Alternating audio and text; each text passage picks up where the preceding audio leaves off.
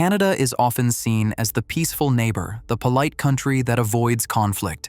But behind that reputation lies a hidden history of wars and battles that shaped not just Canada, but the entire world. From frontier skirmishes to global showdowns, Canada's role has been far more dramatic than most people realize. These weren't just military struggles. They were tests of survival, identity, and ambition. And like two brothers at war, Canada often found itself torn between Britain and America, loyalty and independence, peace and violence. This is the forgotten story of Canada's wars and how they reshaped the globe. Walk through towns on the US border, and you'll still hear whispers of old battles, one side flying British colors, the other saluting American stars. Families were divided, villages destroyed, and futures rewritten. Canada's forgotten wars are not just dusty stories in textbooks. They're tales of betrayal, courage, and ambition that still ripple across the world today. It began with survival. In 1812, a young Canada faced its first great test, an invasion from the United States. For Britain, Canada was a colony worth defending. For Americans, it was unfinished business, land that should have been theirs. Families along the border lived in constant fear.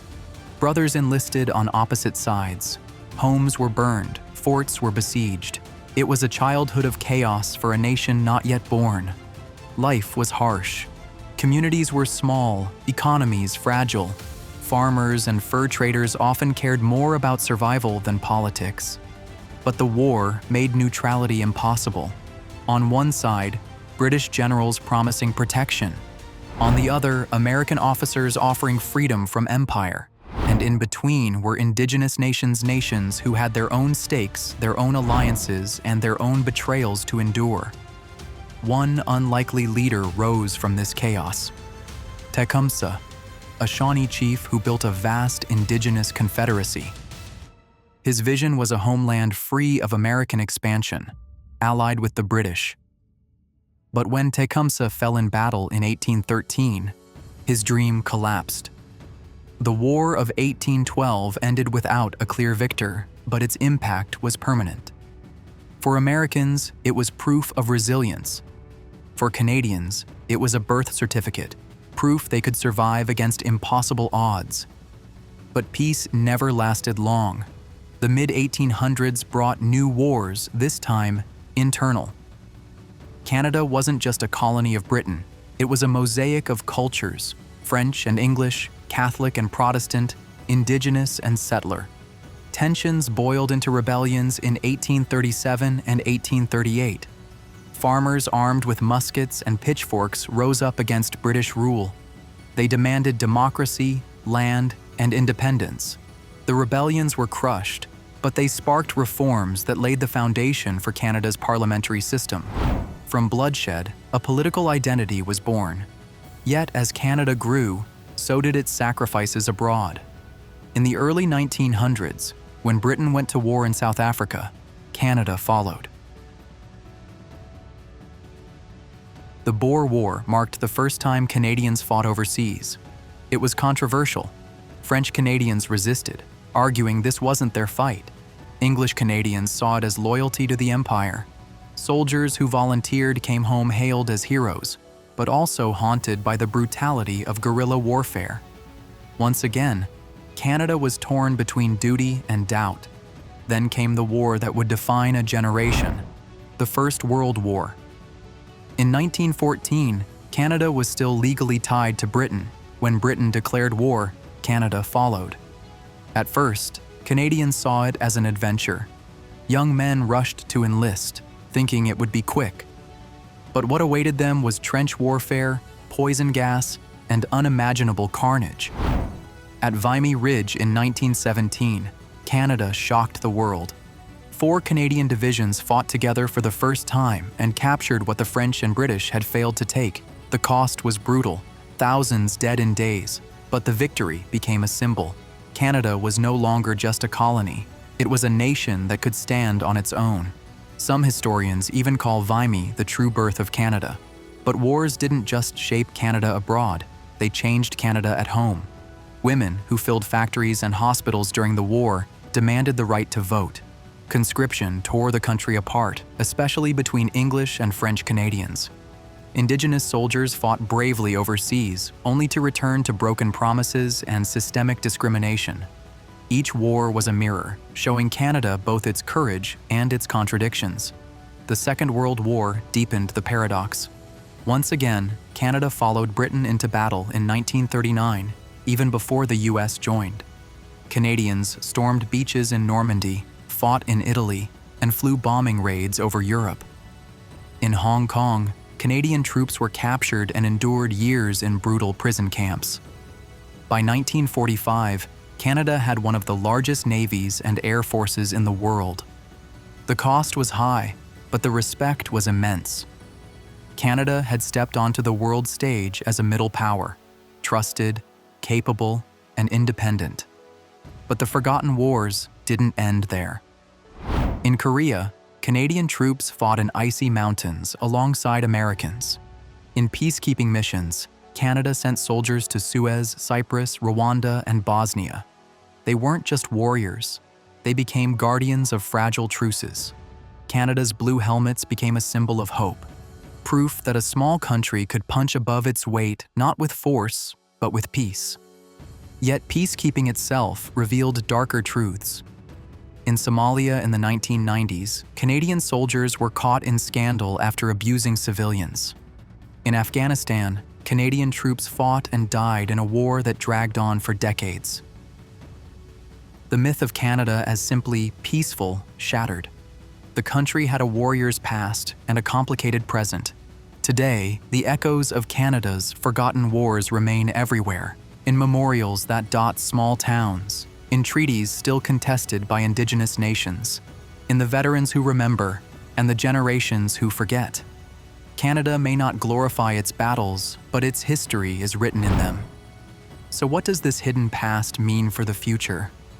Canada's wars forged its identity, not just as Britain's colony, not just as America's neighbor, but as a nation shaped in fire and sacrifice. The world sees Canada as a peacekeeper, but that peace was built on centuries of conflict. The story of Canada's forgotten wars is not just about battles. It's about survival, betrayal, ambition, and transformation. From Tecumseh's Confederacy to Vimy Ridge, from Korea's frozen hills to Rwanda's broken streets, each chapter carved Canada's place in the world. And perhaps the greatest paradox is this: Canada, the nation known for avoiding conflict, was born from it. A country forged by forgotten wars that quietly but decisively changed the course of history. Canada's wars weren't only fought with rifles and tanks, they were also battles of memory, what to remember and what to forget. For decades, school books focused on peacekeeping and diplomacy, while rebellions, conscription crises, and scandals were brushed aside. But history has a way of resurfacing. Veterans' stories, Indigenous testimonies, and long-buried archives remind us that Canada's identity was never simple. It was carved in contradictions: peace born from violence, independence won through loyalty, and unity built from division. Consider the Indigenous soldiers who fought in both world wars. They volunteered in huge numbers, often without full citizenship rights, believing that sacrifice abroad would bring justice at home. Many came back to broken promises and systemic discrimination. Their wars didn't end in Europe or Asia. They continued in courtrooms, on reserves, and in political struggles that endure today. Their service is part of Canada's forgotten wars, a fight for recognition that still echoes. Or take the Cold War. Canada wasn't a superpower, but its geography made it a front line. From radar bases in the Arctic to nuclear warheads stored in secret agreements, Canada's territory became a shield for North America. Few Canadians knew how close their country came to being a target. In a rivalry between giants, Canada stood in the crosshairs, a silent witness to global brinkmanship. Then there's Afghanistan, Canada's longest modern war. More than 40,000 Canadians served over 12 years. 158 never came home. It was supposed to be peacekeeping. Instead, it was combat in one of the world's toughest battlefields. Canadians fought in Kandahar, trained Afghan forces, and patrolled deserts where every road could hide a bomb. The war left scars not only on soldiers, but on Canadian politics and public opinion. It forced the nation to ask, what role should Canada play in the world? Warrior, peacekeeper, or both? And yet, Canada's wars left behind more than wounds. They forged alliances, won respect, and gave the country a unique place on the global stage. At Vimy Ridge, at Juno Beach, in Korea, in Rwanda, Canada proved that size didn't determine influence. Courage, sacrifice, and principle did. This reputation still shapes how the world sees Canada, not as the loudest voice in the room, but as the steady hand people trust. But here's the paradox. Canada is known worldwide as a peaceful country, a nation of diplomacy, maple leaves, and apologies. Yet beneath that image lies a history of fire and blood. Forgotten wars that built its institutions, tested its unity, and carved its independence. Wars that remind us peace is never free. It is earned, often painfully.